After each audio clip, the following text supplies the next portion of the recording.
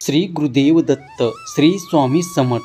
गरज नाही वाटत कशाची, स्वामी सोबत असताना मार्गही सोपा होतो, अंधारही नाहीसा होतो आम्ही सोबत असताना. दिगंबरा दिगंबरा, श्रीपाद वल्लभ दिगंबरा.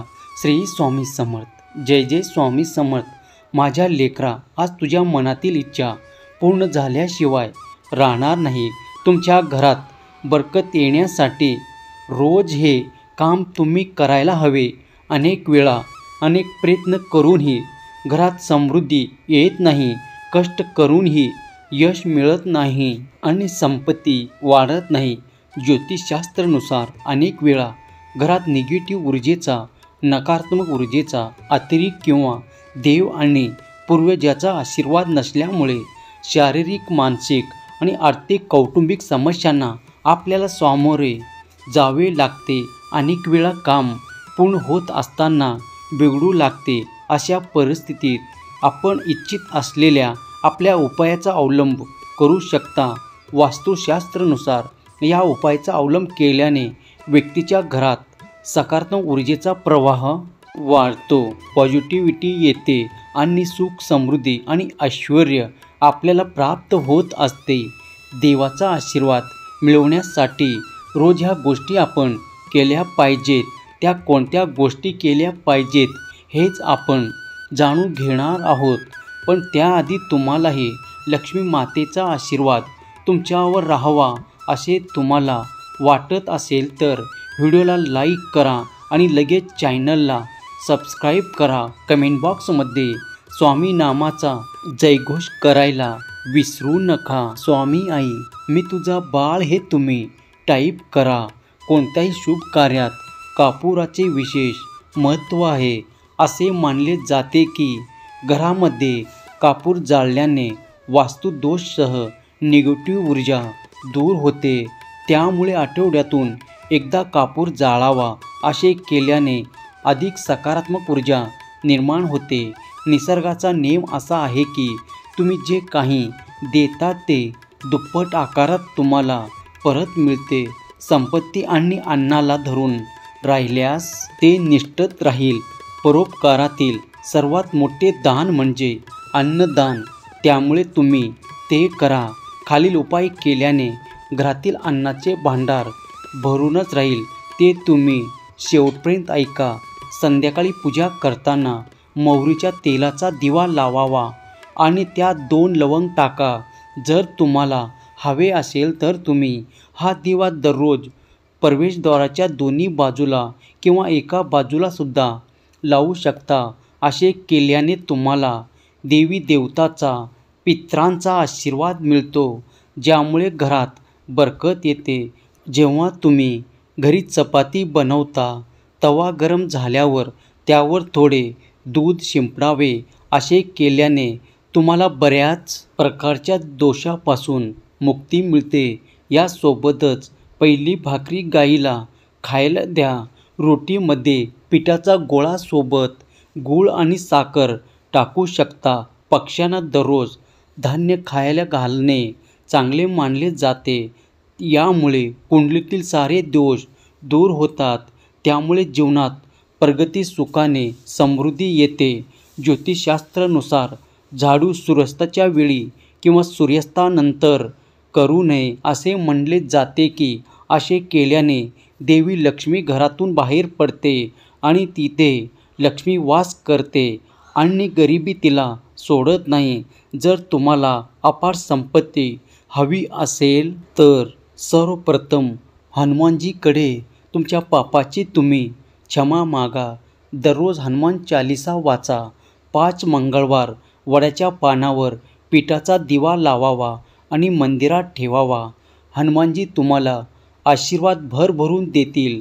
मग आधी घर आणि गृहस्थी सुधारेल आणि मग धन कमाईचा मार्ग खुला होईल. घरातील वस्तू नियमानुसार ठेवा आणि दररोज घर स्वच्छ आणि नीटनेटके ठेवा. दररोज हरिपूजा करा. घराबाहेर स्वस्तिक बनवा आणि त्यात कुंकू आणि हळद घाला आणि देव यांनी आरती करा. यासोबत जे लोक उंबरठ्याचे दररोज पूजा करतात त्यांनी रोज सकाळ संध्याकाळ घरात कापूर जाळून घरातील वातावरण सुगंधी करावे. उंबरठ्याभोवती दररोज तुपाचे दिवे लावले जाते. त्याच्या घरात लक्ष्मी कायम वास करते. तुम्हालाही वाटत असेल की तुमच्याही घरात कायम लक्ष्मीचा वास असावा, तर स्वामी आई मी तुझं लेकरू असे टाईप करा आणि हा संदेश आपल्या प्रियजनांना शेअर करा. बाळा, हार मानू नको. तुझे सर्व इच्छा, सर्व स्वप्न आता पूर्ण होणार आहेत. दररोज सकाळी लवकर घर झाडून पुसून स्वच्छ करून घ्यावे. घरातील फरशी रोज पुसावे आणि फरशी पुसण्याच्या पाण्यात थोडे खडे मीठ एकत्र करून घ्यावे. घरात स्नानानंतर देवाचे दिवे जरूर लावावे. पूजा स्तोत्र पठण, पोथी वाचन नक्की करावे. घरातील प्रत्येक खोलीत एक वाटीत थोडे खडे मीठ घालून ठेवा. मिठाला पाणी सुटले असेल तर वाहत्या पाण्यात सोडून द्या आणि मीठ परत पुन्हा नवीन ठेवा. रोज घराच्या उंबरठ्यावर पुसून स्वच्छ करून घ्या आणि दारात लक्ष्मीची पावले, स्वस्तिक किंवा जय श्रीराम, श्री स्वामी समर्थ असे रांगोळी काढा. दर 15 दिवसाला घरातील जाळे काढून स्वच्छ करा. घरातील सगळ्या बेडशीट किमान दर आठवड्याला बदला. घरातील सगळे पडदे दर महिन्याने धुवून घ्या. दरवाजाला लावलेल्या सुकलेल्या माळा निर्मूल्य करा.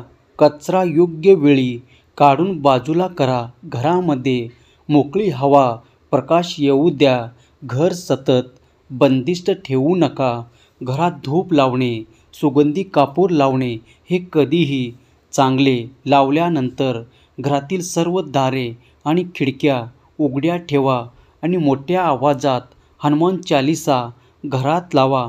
घरातील देवाला गाईच्या तुपाचा दिवा आणि पंचगव्य धूप लावा. रोज किमान एक माळी कुलदेवतेचा आणि गुरुच्या नामस्मरणाचा जप जरूर करा. देवघरातील देवीला लक्ष्मी म्हणून हळद आणि कुंकू लावा आणि स्वतःलाही लावून घ्या. भीमसेन कापूर जाळावा. लावल्यास किमान 15 मिनिटे घरातील प्रत्येक भाग प्रकाशमय राहील याची काळजी घ्या. तसेच सगळ्यात शेवटी देवाने तुम्हाला दिलेल्या सर्व चांगल्या गोष्टीसाठी देवाचे आभार माना आणि सर्व चांगले व्हावा यासाठी देवाकडे प्रार्थना करा. सहमत असाल तर लव यू गॉड असे टाईप करा आणि हा संदेश आपल्या प्रियजनांना शेअर करा. दिवे लावताना तुळशीपाशी धूप दिवा लावावा व तुळशीला हळद कुंकू लावून शुभं करोती म्हणावा. तसेच घरातील व्यक्तींना सुखरूप ठेवण्यासाठी देवाची प्रार्थना करा. दिवे लावत असताना घरात झोपणे, भांडण करणे, निगेटिव्ह बोलणे, अपशब्द बोलणे हे आवर्जून टाळा. घरामध्ये कुठेही कचरा, धूळ, खरकटे अन्न घरात ठेवू नका. रात्रीच्या वेळी खरकटे भांड्याचे टोपले घराबाहेर ठेवा. ते घरात ठेवू नका आणि शक्य असल्यास ते स्वच्छ करून घ्या. घराच्या मुख्य प्रवेशद्वाराजवळ कवळा असे टांगून ठेवा की घरात प्रवेश करणारे प्रत्येक व्यक्ती त्या कवळाच्या खालून प्रवेश करेल. कवळ्यामध्ये नकारात्मक शक्ती कमी करण्याचे गुणधर्म असतात. त्यामुळेच आपण दर अमावास्येला नवीन कवळा बांधत असतो. घराच्या सभोवती मन प्रसन्न करणारी फुले झाडे जरूर लावा. तसेच मुख्य प्रवेशद्वाराशी एक तुळशीचे रोप जरूर असावे. आपल्या घरी आलेल्या कोणत्याही व्यक्तीस कधीही नाराज करू नका आणि अपमानित करून पाठवू नका. शक्य असल्यास त्यांना अल्प उपहार देऊन त्यांना काही मदत अपेक्षित असल्यास तुम्ही शक्य असल्यास ते जरूर करा. पण मदत शक्य नसेल तर योग्य शब्दात सांगून, विनंतीपूर्वक सांगून त्याचा निरोप घ्या. पण त्यांना अपमानास्पद वागणूक देऊ नका. घराच्या बाहेर अंगणात पक्षी आणि प्राण्यांसाठी अन्न पाण्याची सोय करा. रात्री काही अन्न उरले असते जमा झाल्यास प्राण्यांना खाऊ घाला.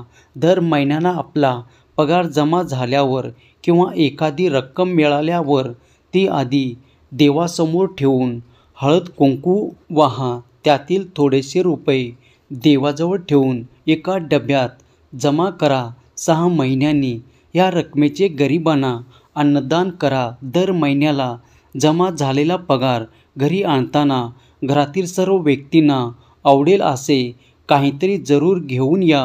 आणि असे केल्याने तुम्हाला नक्कीच आनंद मिळेल आणि तुमच्या घरच्यांना सुद्धा ते आनंदी होतील. आणि आपल्याला पाहिजे काय असतं, आपण आपले घरचे आपले स्वकीय आनंदी राहतील एवढेच तर आपल्याला अपेक्षा असते. तर ती अपेक्षा आपण नक्कीच पूर्ण करू शकतो. जर आजचा संदेश तुम्हाला आवडला असेल, चॅनलला अजून सबस्क्राईब केलं नसेल तर चॅनलला सबस्क्राईब करा.